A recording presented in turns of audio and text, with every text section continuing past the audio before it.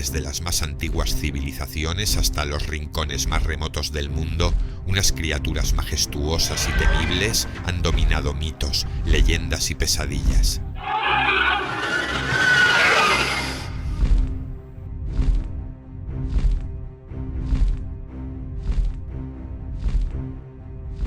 Los dragones. Con alas que oscurecen el cielo, aliento de fuego capaz de arrasar ciudades y una inteligencia tan profunda como ancestral.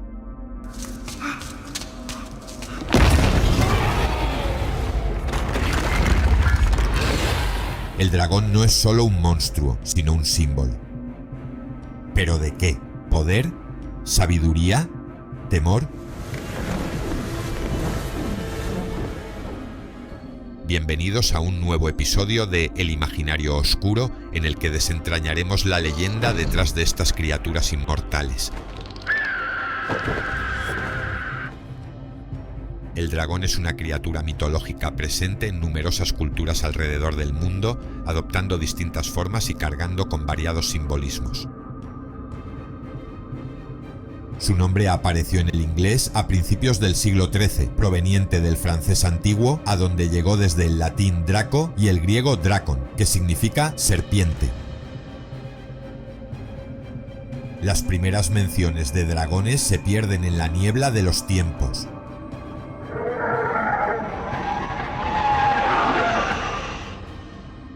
Mucho antes de que los dragones volaran en los cielos de las leyendas medievales, en el corazón de las antiguas civilizaciones mesopotámicas encontramos la figura de una diosa primordial de los océanos salados, Tiamat.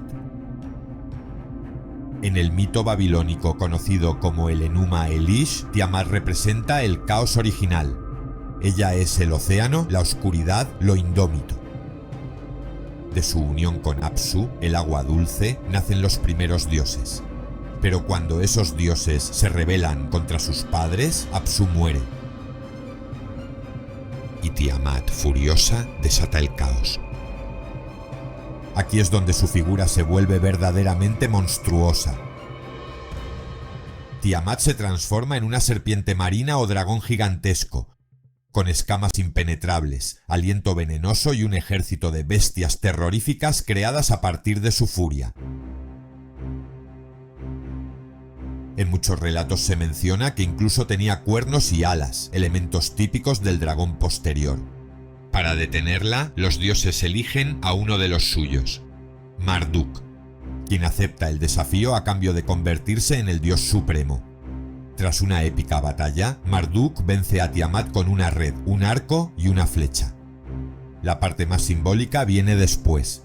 Corta su cuerpo en dos y con una mitad crea el cielo y con la otra la tierra. Así, el mundo nace del cuerpo de un dragón marino primordial.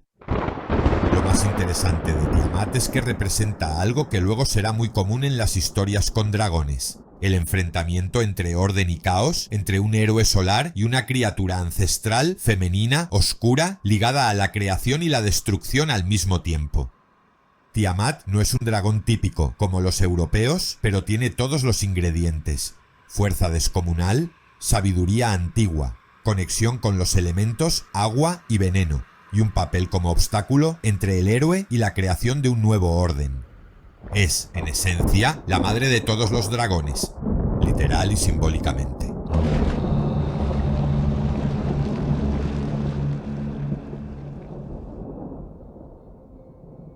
En aquella época en la que los ríos Tigris y Éufrates alimentaban a los imperios más antiguos de la humanidad, las representaciones de los mitos de Marduk y los relatos babilónicos hablaban de una criatura colosal, el Mushushu. Su nombre proviene del acadio y está compuesto por dos elementos: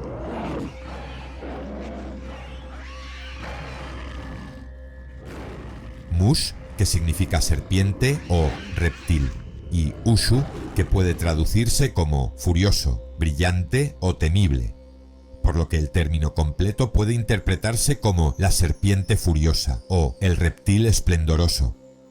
Representaba el vínculo entre los dioses y los hombres, una manifestación de fuerza divina temida y reverenciada por igual. Descrito como una bestia híbrida, el Mushushu combinaba los atributos de varias criaturas. Poseía el cuerpo escamoso de una serpiente, patas traseras de águila, patas delanteras de león, una cola larga y una lengua bífida. Su aspecto imponía respeto, y su imagen quedó inmortalizada en algunas de las obras arquitectónicas más grandiosas de la antigüedad, como la majestuosa Puerta de Ishtar en Babilonia. ¿Pero qué significaba realmente esta criatura para los pueblos mesopotámicos? Para los babilonios, el Mushushu era el sirviente y emblema del dios Marduk, el principal de su panteón. Según las tradiciones, Marduk derrotó al caos primordial, representado por la diosa Tiamat, y de su cuerpo creó el mundo. El Mushushu, entonces, era un símbolo de este triunfo. Un guardián del orden cósmico, una criatura domada al servicio de la divinidad.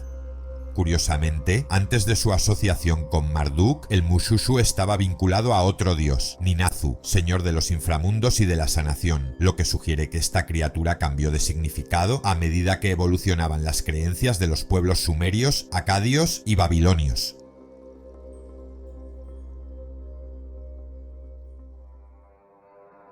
En el corazón de la antigua Persia, mucho antes del Islam y del imperio aqueménida, existía una cosmovisión dual.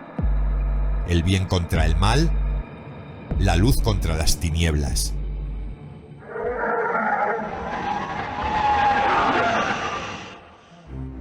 En ese mundo mítico, los dragones no eran simplemente bestias. Eran encarnaciones vivientes del caos y la corrupción. Y entre todos ellos, uno destaca con una sombra que atraviesa los siglos: Ajidahaka. Ajidahaka, también llamado Zahak en versiones posteriores, era una criatura monstruosa, una especie de dragón serpiente demoníaco. Su nombre proviene de Aji, que significa serpiente o dragón, y Dahaka, que algunos traducen como el que causa daño o el maligno.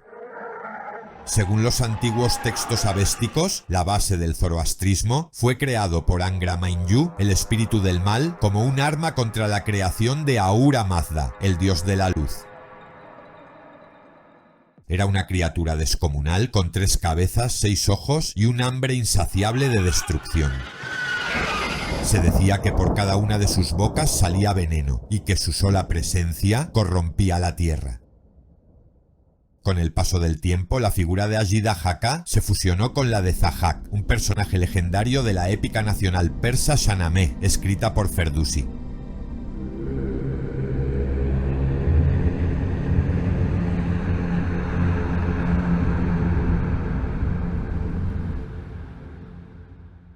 En esta versión, Zahak es un rey tirano al que el diablo le susurra ideas oscuras. Como castigo o premio, le brotan 2 serpientes en los hombros, que no pueden ser extirpadas, y que lo obligan a alimentarlas con cerebros humanos cada día. Bajo su reinado, el mundo se sumerge en una era de tinieblas, hambre y sangre.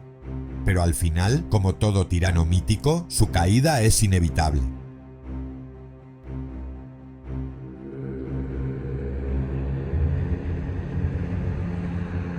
El héroe Feradun lo derrota, pero no lo mata, pues según la profecía, Zahak no debe morir todavía.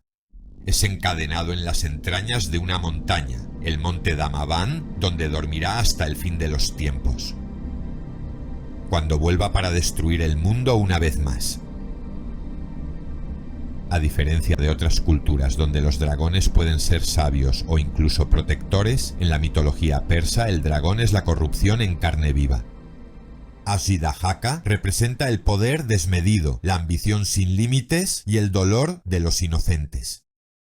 Y aunque fue encerrado, su amenaza persiste, porque el mal, como el dragón, nunca muere del todo. Solo espera a ser despertado.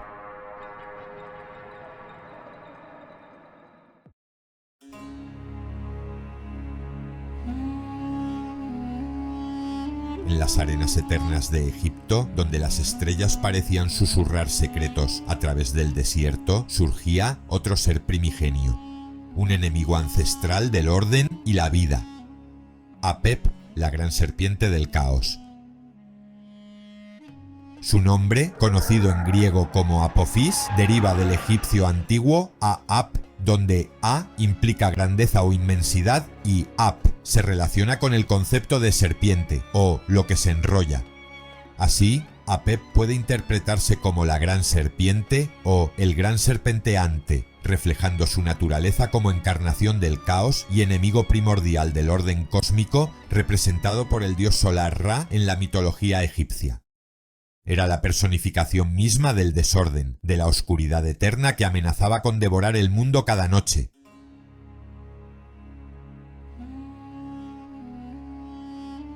Según los antiguos egipcios, cada día el dios solar Ra viajaba en su barca celestial, cruzando el cielo durante el día y descendiendo por el peligroso inframundo durante la noche.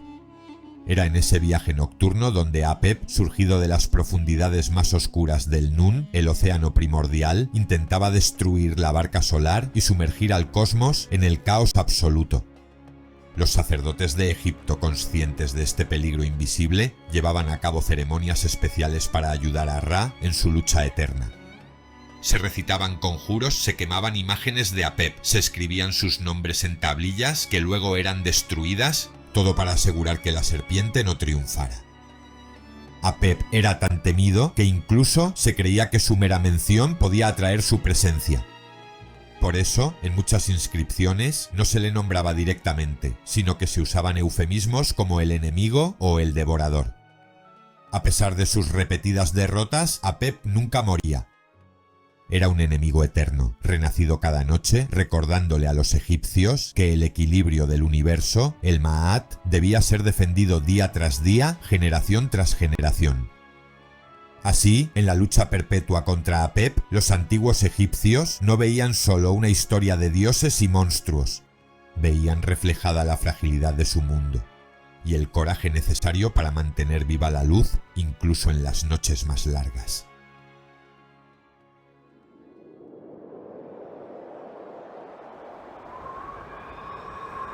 Brit Ra, el asfixiante, la serpiente demoníaca del Rig Veda.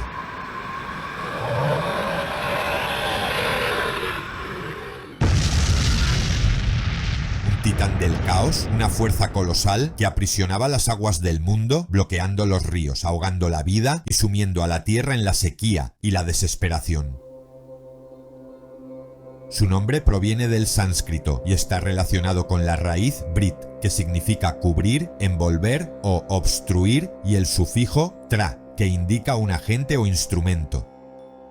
Así, Brit Ra se puede traducir como el que cubre o el obstructor, reflejando su rol en la mitología védica como una entidad demoníaca que bloquea el flujo de las aguas y simboliza el caos y la oscuridad que los dioses liderados por Indra deben vencer para restaurar el orden y la fertilidad en el mundo.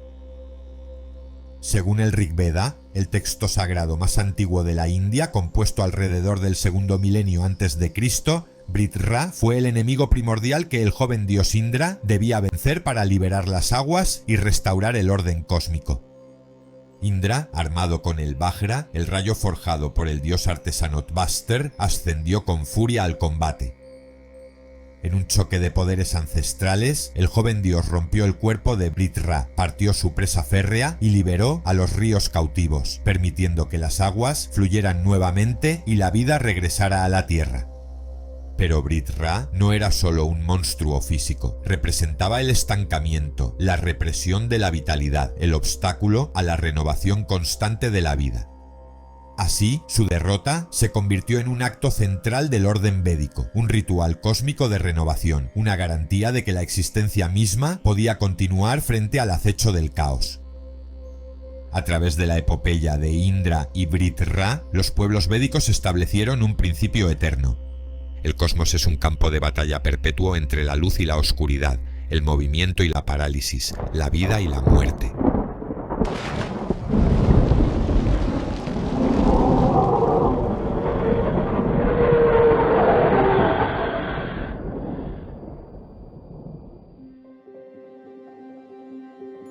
Más allá del desierto de Egipto, más allá de las montañas de Mesopotamia y de las llanuras del Indo, otro enemigo del orden surgía en las aguas primordiales.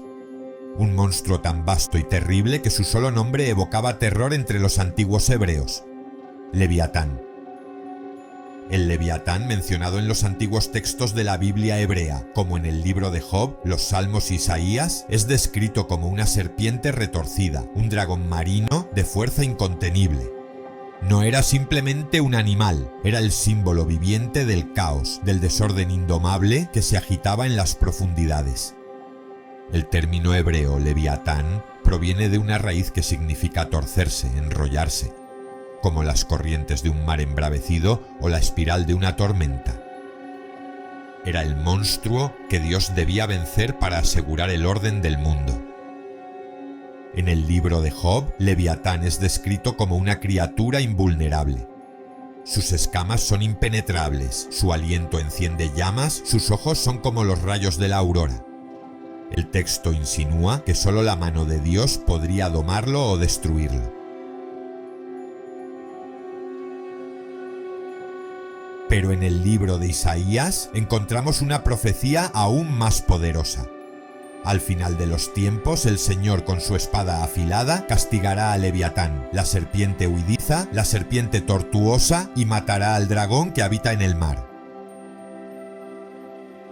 Leviatán, como Bertra, como Apep, no es solo un monstruo físico. Es la encarnación del miedo cósmico a lo indomable, a lo desconocido, al abismo sin fondo que amenaza con devorar la creación. Así, en las páginas más antiguas de la humanidad, el mito de Leviatán nos recuerda que la lucha entre el orden y el caos, entre la creación y la destrucción, no es solo un relato de dioses. Es una batalla eterna que ocurre en el corazón mismo del mundo.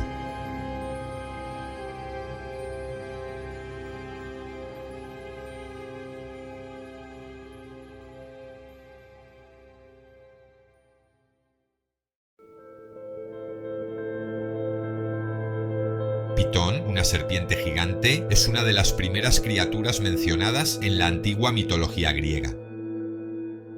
Aparece ya en los relatos del siglo VIII a.C., específicamente en el himno a Apolo, donde se cuenta que Pitón era una bestia temible que habitaba el monte Parnaso y persiguió a Leto, madre de Apolo, y Artemisa. Su nombre, Pitón, puede derivar de la palabra griega pit, que significa aplastar o asfixiar, haciendo eco de la naturaleza opresiva de esta serpiente. Pero su reinado de terror fue breve. Apolo, con su arco, desterró a Pitón, simbolizando la victoria del orden sobre el caos. Un símbolo de la lucha eterna entre la creación y la destrucción.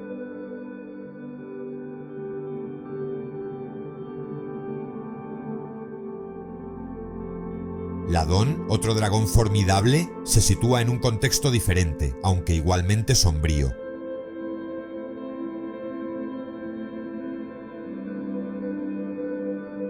Custodiaba el jardín de las Hespérides, un lugar sagrado donde crecían las manzanas de oro.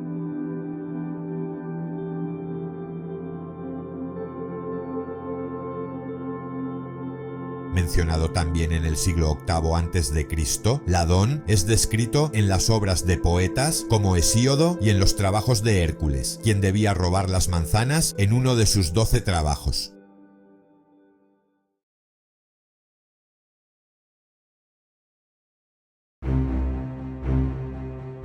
En las aguas profundas de la Lerna emerge uno de los dragones más temibles de la mitología griega, la Hidra de Lerna.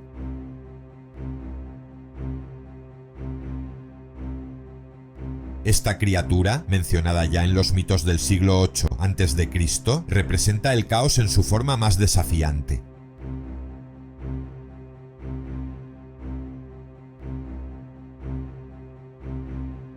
La hidra tenía múltiples cabezas que cuando se cortaban, se regeneraban.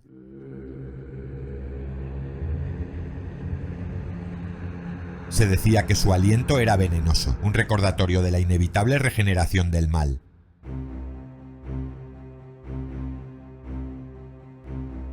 Hércules, como parte de sus 12 trabajos, se enfrentó a la hidra y con la ayuda de su sobrino Iolaus logró vencerla al cauterizar las heridas tras cortar cada cabeza.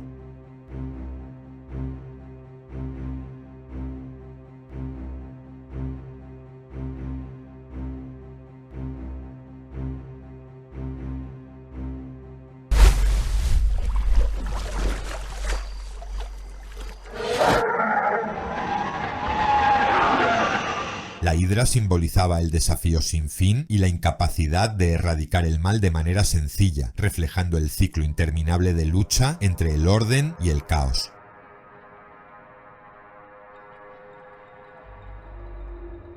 En la mitología griega, el dragón de la Cólquida es una de las criaturas más enigmáticas y aterradoras.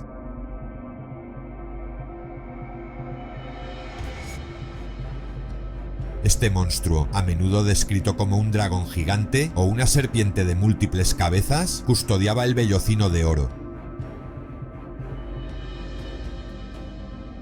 Un objeto de poder inmenso que representaba la riqueza y la gloria. La Cólquida, una región mítica situada en la costa del Mar Negro, fue el hogar de este guardián monstruoso, quien se convirtió en una de las principales pruebas para los héroes de la antigua Grecia. El vellocino de oro era un símbolo de poder y divinidad, y su posesión era crucial para la misión de Jasón y los argonautas, quienes, guiados por el destino, buscaron este objeto en un viaje épico. Para alcanzarlo, debían enfrentarse al dragón, un desafío formidable que parecía imparable. El dragón era descrito como una bestia aterradora, cuyos ojos brillaban con una luz maligna y cuya presencia emanaba un aura de terror. Su misión no era solo proteger el vellocino, sino también simbolizar el control de la magia y el misterio en el mundo antiguo. Aunque el dragón era imparable, Medea, la hechicera y princesa de la Cólquida, intervino en la historia. Usando sus poderes mágicos, ella lanzó un hechizo que hizo que el dragón cayera en un profundo sueño, permitiendo a Jasón y sus compañeros tomar el vellocino de oro. La historia del dragón de la Cólquida resalta temas recurrentes en la mitología griega. La lucha entre el hombre y la naturaleza, el poder del conocimiento y la magia, y la importancia de los sacrificios y las alianzas en las travesías heroicas. Además, este dragón, como muchas criaturas mitológicas, refleja la dualidad del ser humano. Una fuerza destructiva que al mismo tiempo guarda tesoros y secretos antiguos, accesibles solo para los valientes. Este relato, inmortalizado en la Argonáutica de Apolonio de Rodas, sigue siendo una de las historias más fascinantes de la mitología griega, mostrando no solo la valentía de los héroes, sino también el misterio y la fascinación que los dragones han despertado a lo largo de los siglos.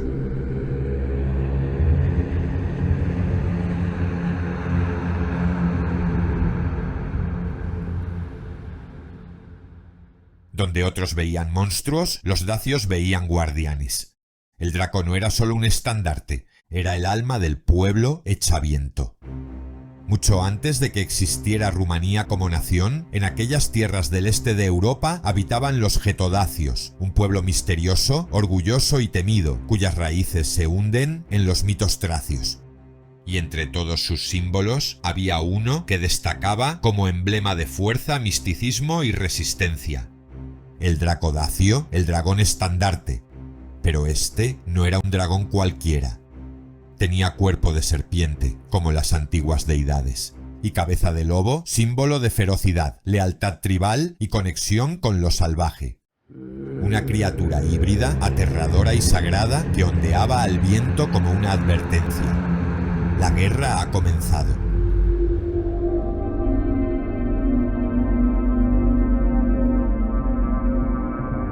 Los dacios portaban el Draco como un estandarte en sus batallas. No era solo decorativo.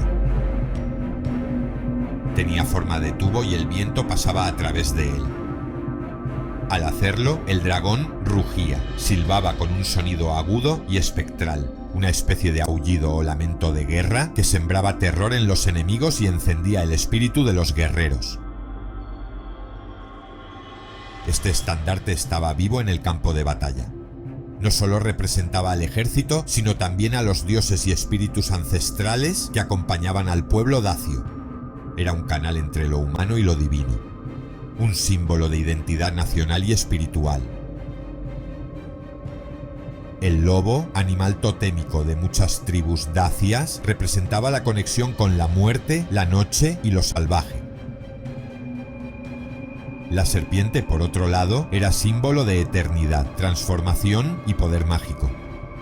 La fusión de ambos en un solo ser no era casual. El Draco era un espíritu guardián, un guía hacia la gloria o la muerte, pero nunca hacia la traición.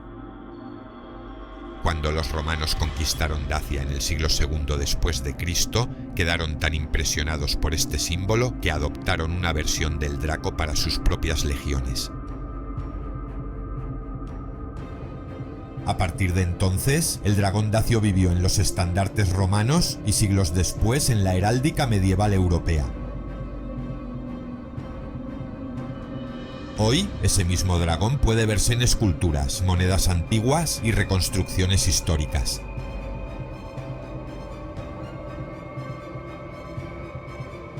Sigue siendo un emblema de orgullo y una huella viva de los guerreros que creían que la guerra era también un acto sagrado.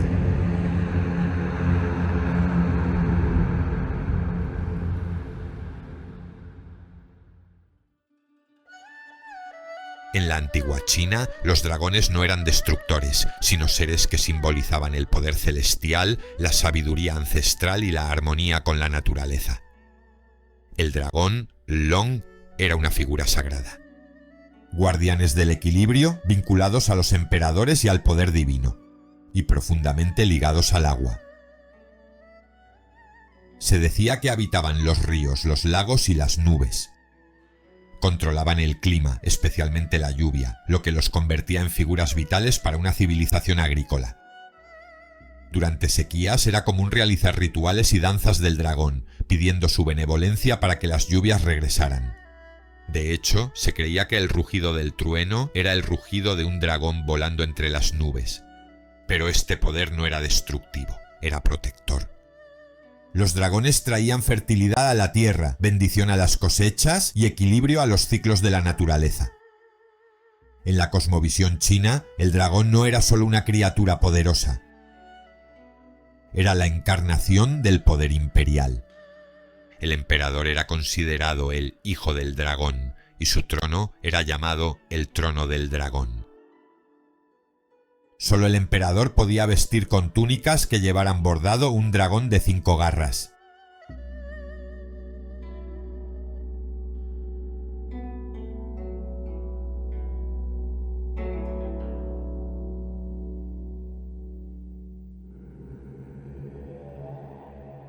Los demás debían conformarse con dragones de 4 o 3. Era un símbolo de autoridad divina, de legitimidad celestial. El dragón imperial no necesitaba aliento de fuego para gobernar. Su poder era espiritual, místico. Era el equilibrio perfecto entre el cielo y la tierra. El dragón chino no tenía una forma única. Era una criatura mítica construida con partes de otros animales. La cornamenta de un ciervo, las garras de un águila, las escamas de un pez, la melena de un león y el cuerpo largo de una serpiente. Cada parte representaba un aspecto de la naturaleza. Era un símbolo de unidad, de que todo en el universo está conectado.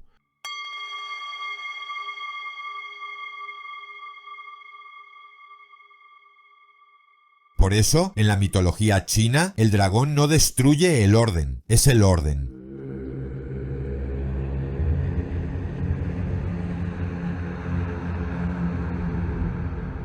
Mientras en Oriente los dragones eran sabios y celestiales, en Occidente tomaron un camino muy diferente.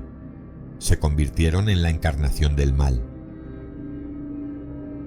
En la Europa medieval, los dragones eran vistos como seres malignos, enemigos de la humanidad, símbolos del pecado, la avaricia y del caos que debía ser dominado por la virtud cristiana y la espada del héroe.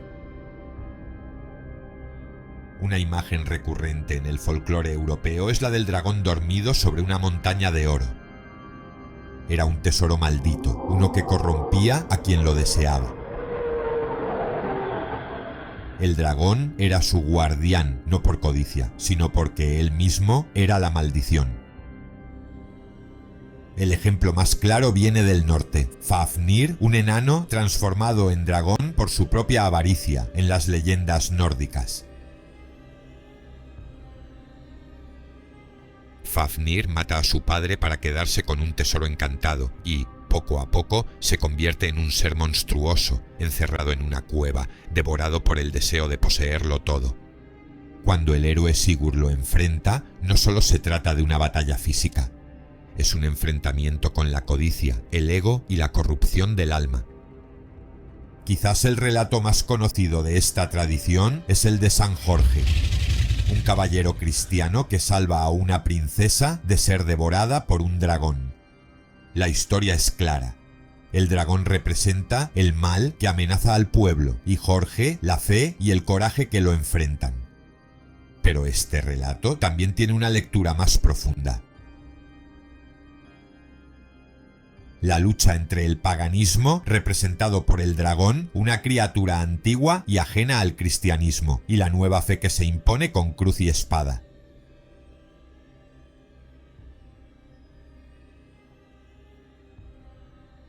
De hecho, en muchas iglesias medievales se tallaban imágenes de San Jorge o San Miguel pisando o matando dragones, como símbolo del triunfo espiritual sobre el mal. En la Biblia el dragón también aparece, especialmente en el Apocalipsis. Allí, el gran dragón rojo representa a Satanás, que es arrojado del cielo por el arcángel Miguel. Esta imagen influyó profundamente en cómo los europeos entendieron a estas criaturas. No como bestias naturales, sino como demonios alados, pruebas que debían ser vencidas por santos y mártires. Así, en las frías catedrales de piedra, los vitrales y los manuscritos iluminados nos dejaron una advertencia. Los dragones no eran sabios ni benevolentes. Eran el enemigo que debía ser enfrentado con fe, con valentía y con fuego. Porque para Occidente el dragón no era un maestro, era una prueba que solo el verdadero héroe podía superar. En los rincones más remotos de los Balcanes se encuentra la Kulchedra, una serpiente o dragón multiforme que representa la muerte, el caos y el desorden. La Kulchedra aparece en la mitología albanesa como un dragón de varias cabezas, que escupe veneno y desata catástrofes a su paso. Se dice que habita en lugares remotos y peligrosos, como las montañas o las grutas subterráneas, siempre al acecho, esperando el momento oportuno para causar estragos. A menudo, la Kulchedra es vista como una representación del mal, una fuerza destructiva que amenaza la paz y el orden de la humanidad. El nombre Kulchedra proviene del albanés antiguo y su etimología está vinculada a conceptos de veneno y destrucción.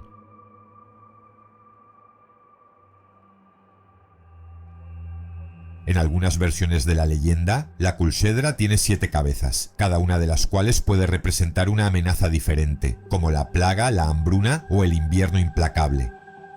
Es, sin duda, una manifestación de la naturaleza desbordante, de la fuerza que escapa del control humano. La figura de la Kulchedra se entrelaza con la del héroe que debe enfrentarse a ella. En varias leyendas, un joven valiente se levanta para enfrentarse a esta criatura llevando consigo las armas de la humanidad, la astucia, la valentía y la determinación. En los siglos XII y XIII aparece la figura de un dragón en los escudos de armas y banderas de varias familias nobles, especialmente en el norte de Europa, como en Inglaterra y Francia. Es el Wyvern, una criatura que ha dejado su huella en la heráldica medieval, en la literatura y en la imaginación colectiva de una Europa que temía tanto lo divino como lo monstruoso. El Wyvern, cuya etimología proviene del antiguo inglés weaver y del latín medieval vipera, significando víbora o serpiente, es una figura que se distingue por su agilidad, su capacidad para volar y su sola presencia, capaz de infundir tanto respeto como temor. De cuerpo alargado, con 2 patas en lugar de las 4 características de los dragones tradicionales y alas como las de un murciélago, el Wyvern se asemeja a una serpiente voladora, cuya amenaza no solo proviene de su tamaño, sino también de su naturaleza impredecible. A diferencia de los dragones de la mitología clásica, que en ocasiones eran descritos como guardianes de riquezas o bestias malvadas, a ser derrotadas por héroes como Hércules o Perseo, el Wyvern se convierte en un símbolo de algo más complejo. En las historias medievales, el wyvern se presenta como una criatura temida pero respetada, asociada tanto al mal como a la protección. En algunas tradiciones, su imagen se usaba para proteger ciudades, tal como un guardián celestial que vigilaba las fronteras. En otras, se convertía en una metáfora de las fuerzas destructivas, un recordatorio de la naturaleza salvaje y descontrolada de los elementos. Incluso si le asociaba con el veneno, su aliento mortal capaz de destruir a aquellos que se acercaban demasiado. En la heráldica medieval, el wyvern se convirtió en un símbolo común en los emblemas de algunas casas, especialmente en el norte de Europa. Su imagen representaba no solo la fuerza militar, sino también el poder para controlar el cielo y la tierra. Los caballeros que portaban estos emblemas estaban comprometidos con un sentido de autoridad sobre las fuerzas desbordantes del mundo natural. El wyvern, entonces, se convirtió en un reflejo del propio ideal caballeresco. Un protector fuerte, pero también implacable, que no duda en destruir a quien se cruce en su camino. Así, el wyvern ha pasado a formar parte de la mitología y la cultura popular, no como un monstruo o un villano común, sino como un ser ambivalente. Su imagen resalta lo que significa enfrentar las fuerzas de la naturaleza, lo desconocido, lo desbordante.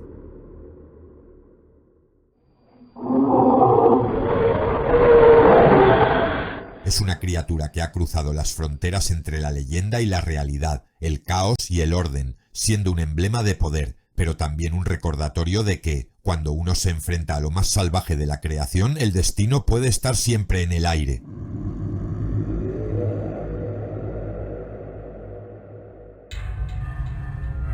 El dragón que protegía a la cristiandad también sembró el terror. Y en su estirpe nació un nombre que aún hoy nos hace temblar: Drácula. A comienzos del siglo XV, Europa estaba envuelta en guerras, traiciones y el avance imparable del Imperio Otomano. En medio de ese caos, en el año 1408, el rey Segismundo de Hungría fundó una orden secreta y sagrada: la Ordo Draconis, la Orden del Dragón. Era una hermandad de élite compuesta por reyes, nobles y guerreros escogidos. Su misión: defender la cristiandad y aplastar a los enemigos del imperio, especialmente a los turcos otomanos. Pero su símbolo decía más que 1000 espadas. Un dragón negro enroscado sobre sí mismo, mordiéndose la cola o mostrando sus garras. Símbolo de poder, eternidad y muerte sagrada. Entre los caballeros reclutados estaba Vlad II, un noble valaco que se uniría a la orden alrededor de 1431. Como miembro, recibió el nombre de guerra, Dracul, que en latín significa el dragón, aunque en rumano moderno también se asocia con el diablo. A partir de entonces, su linaje quedó marcado por el símbolo del dragón, y su hijo, Vlad el III, sería conocido como Draculea, es decir, el hijo del dragón o el hijo del diablo. Ese hijo crecería para convertirse en el infame Vlad el Empalador, el inspirador de la leyenda de Drácula. Y aunque su historia se llenó de sangre y crueldad, la sombra del dragón siempre lo acompañó. La Orden del Dragón usaba cruces negras, espadas y emblemas reptilianos. Aunque oficialmente cristiana, muchos investigadores creen que sus ritos estaban cargados de simbolismo arcano. Dragones como guardianes del conocimiento prohibido, la sangre como símbolo de purificación o pacto y el juramento de lealtad eterna, incluso más allá de la muerte. Algunos teóricos incluso han sugerido que esta orden habría heredado tradiciones de los templarios o antiguos cultos esotéricos del este de Europa. No se sabe mucho de sus rituales, pero sus miembros juraban proteger la fe hasta la muerte y más allá. En las frías y sombrías tierras del Poitou, en el corazón de la Francia rural, corre una leyenda que ha perdurado a través de los siglos, transmitida de boca en boca por generaciones.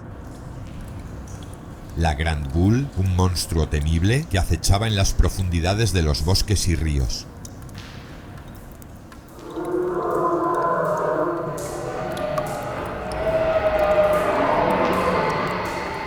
El mito no tiene una fecha exacta de aparición, pero se estima que se originó durante la Edad Media alrededor de los siglos XIII y XIV. Las leyendas de monstruos y criaturas míticas como la Grand Ghoul eran comunes en Europa durante este periodo, especialmente en las regiones rurales y aisladas, donde las historias orales eran una forma clave de transmisión cultural. La Grand Ghoul era descrita como una bestia enorme y feroz, con la apariencia de un lobo gigante o un perro monstruoso, pero con la particularidad de su boca desmesuradamente grande, capaz de devorar a los seres humanos y animales por igual. Su nombre proviene del francés antiguo, donde grand significa grande o enorme, refiriéndose a su tamaño colosal, y ghoul es una variante de ghoul, que se deriva del latín gula, que significa garganta o boca, y que a su vez está relacionado con el verbo gulare, que significa devorar. Se decía que la Grand Ghoul merodeaba por las zonas pantanosas, especialmente cerca de los ríos y bosques densos, donde la niebla y la oscuridad la hacían casi invisible. Esta criatura, según los relatos, atacaba principalmente a aquellos que se adentraban en sus dominios sin precaución, llevando a cabo una matanza atroz antes de desaparecer en las sombras, dejándolos como simples ecos de horror. A lo largo de los siglos, la leyenda de la Grand Ghoul se ha mantenido viva, especialmente entre los campesinos del Poitou, quienes solían advertir a los viajeros sobre los peligros de adentrarse en los bosques al caer la noche. ¿Cómo es posible que culturas separadas por océanos, por siglos y por idiomas hayan creado criaturas tan similares como los dragones? Es uno de los grandes enigmas de la mitología comparada. Desde China hasta Mesoamérica, desde Escandinavia hasta África, todos hablaron de seres alados, reptilianos, poderosos, ligados a las fuerzas naturales y a los extremos de la experiencia humana. El caos, el poder, el conocimiento, el terror. ¿Coincidencia? ¿Memoria ancestral? ¿Algo más? ¡Ay! Un ladrón. Tu olor es muy obvio. Te escucho respirar. Algunos antropólogos y biólogos evolutivos tienen una hipótesis fascinante. Sugieren que el dragón no proviene de una experiencia concreta, sino de un miedo instintivo profundamente arraigado en el ser humano. Durante miles de años, nuestros antepasados se enfrentaron depredadores letales. Serpientes silenciosas y venenosas. Felinos como leopardos y tigres rápidos y sigilosos. Aves rapaces con garras afiladas y ataques desde el cielo. Todas estas amenazas generaron una respuesta biológica automática en nuestro cerebro. Y con el paso del tiempo, esas formas letales se combinaron en el imaginario humano. Así nació el dragón. Una criatura con escamas, garras, colmillos, alas. Un depredador supremo que encarna todos los peligros a los que nos enfrentamos como especie. No es casualidad que los dragones vuelen, muerdan, escupan fuego y vean en la oscuridad. Es la suma de todas nuestras pesadillas, fusionadas en un solo ser.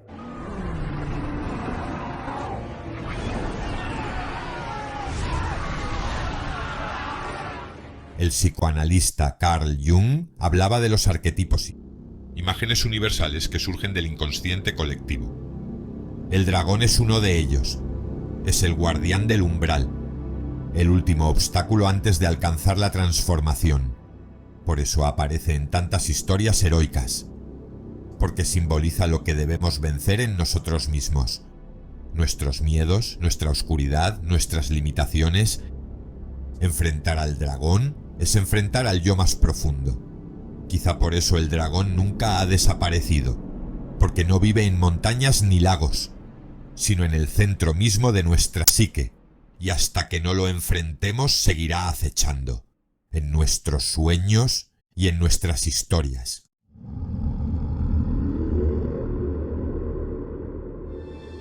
Please save me! The cage is locked with a key. The dragon keeps it around his neck. To slay the dragon, use the magic sword.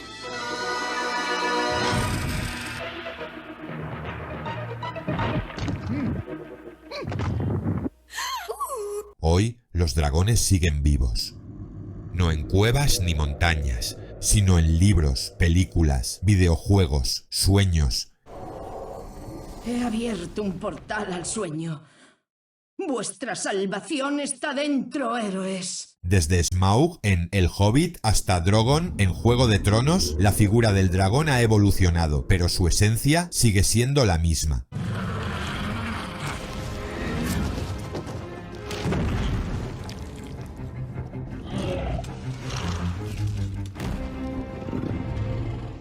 Desde los años 70, Dungeons & Dragons, el juego de rol más famoso del mundo, ha sido una puerta de entrada al mundo de los dragones para millones de personas. En este universo de fantasía, los dragones no son solo monstruos. Son seres antiguos, sabios, poderosos y profundamente simbólicos. Los hay buenos y malvados, dorados, rojos, negros, plateados. Cada color tiene su historia, su moral y su conexión con los elementos. Los dragones rojos, por ejemplo, son avariciosos, feroces y destructivos. Los dragones dorados son nobles, sabios, protectores del equilibrio. Y hay algunos que no se alinean ni con el bien ni con el mal, sino con el misterio, lo arcano, lo desconocido. En Dungeons & Dragons, el dragón no solo es un enemigo final. Es un dios, un aliado, una amenaza, una clave para el destino del mundo. Una criatura que representa lo incontrolable, lo salvaje y a veces lo divino. Dracarys.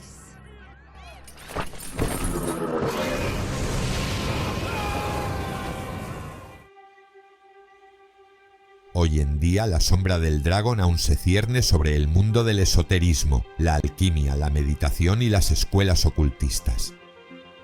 En muchas corrientes espirituales modernas, desde la Wicca hasta prácticas de chamanismo moderno o canalización energética, se cree que existen los llamados dragones etéricos o espíritus dracónicos. Estos seres no son físicos, sino entidades de alta vibración que pueden actuar como guardianes, protectores o maestros en los viajes astrales y la meditación profunda. Cada tipo de dragón representa una energía específica. Los dragones de fuego representan la fuerza de voluntad, la pasión, la destrucción que purifica.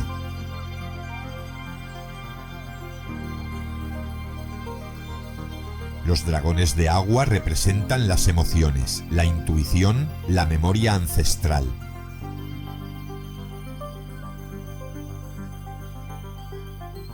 Los dragones de aire, la sabiduría, la claridad mental, la visión profética.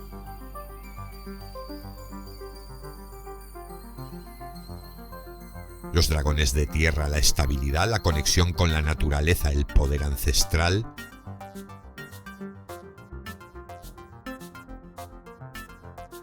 Los dragones cósmicos más abstractos y ligados al tiempo representan los sueños y el alma universal.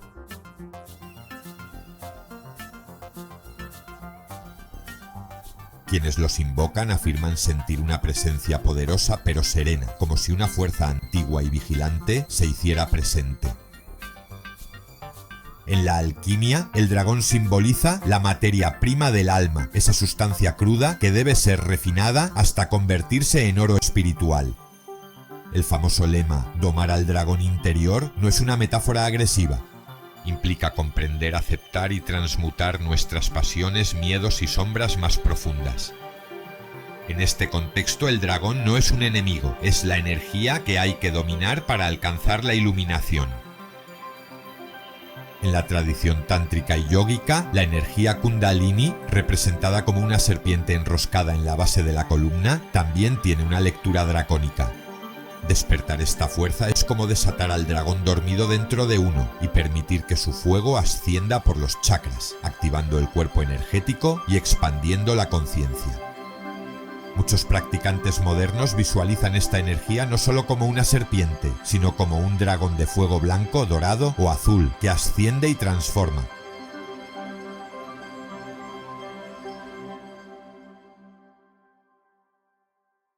El dragón también es visto como el guardián del umbral, la entidad que protege los secretos del universo.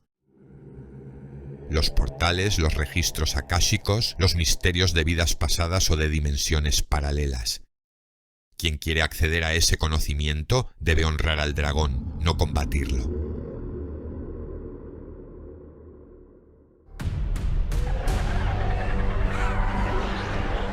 Quizá nunca existieron, o quizá solo se ocultan esperando el momento correcto para despertar.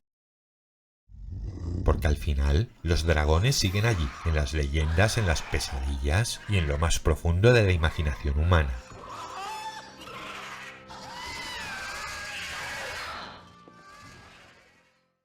¿Y tú? ¿Has soñado alguna vez con uno?